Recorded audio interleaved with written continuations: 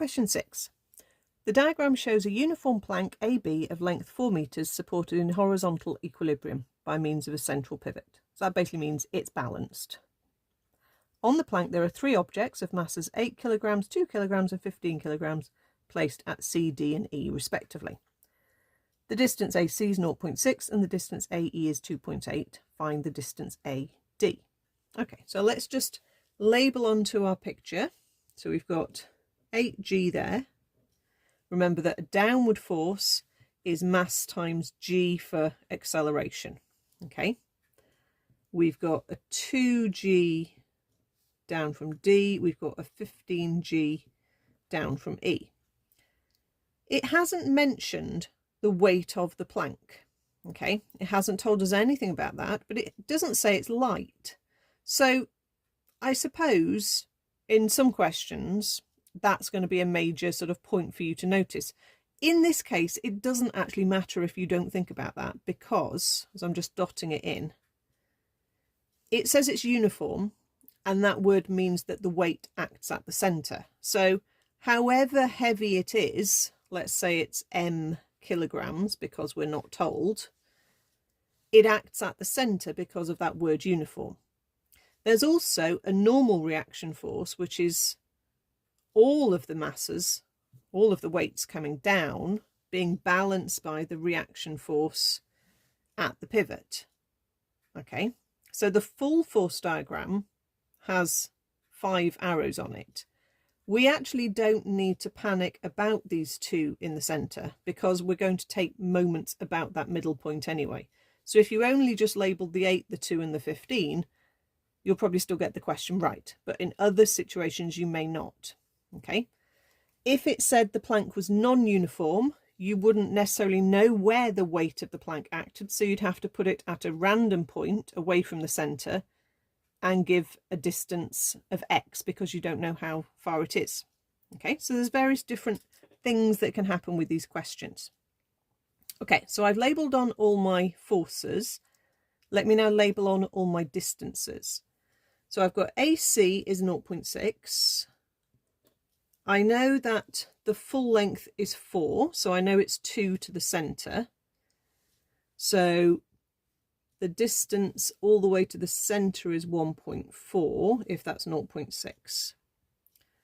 On the other side of the centre, AE is 2.8. So if it's 2 to the centre, then that's 0.8 there, and then that would be 1.2. Probably won't need that. The only other bit I need is the thing I'm trying to find, which is the distance from A to D. Okay, as I'm going to take moments about the centre point, I've already decided that, I'm just going to call this little distance here X, and then when I've worked that out, then I can work out the distance from A to D afterwards. It probably just makes it a slightly easier equation to write down, but if you prefer, you can label that full distance X and call that gap 2 minus X. Okay, up to you. So we've got lots of distances labelled on. We're going to take moments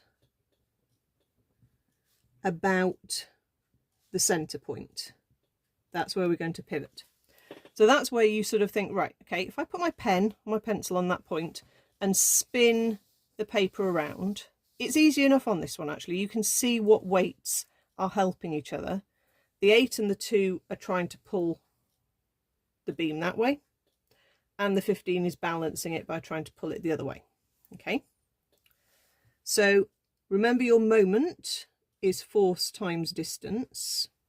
Okay, we're going to have 8G as a downward force multiplied by 1.4 distance from the pivot, plus 2G multiplied by a distance X from the pivot, being balanced by 15G times a distance 0.8 from the pivot.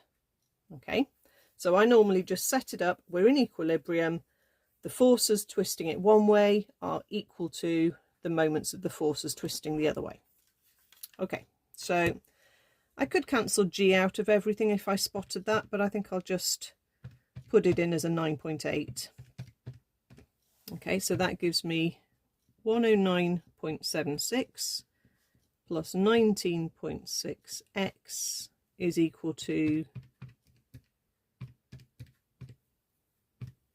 117.6. Let's hop over the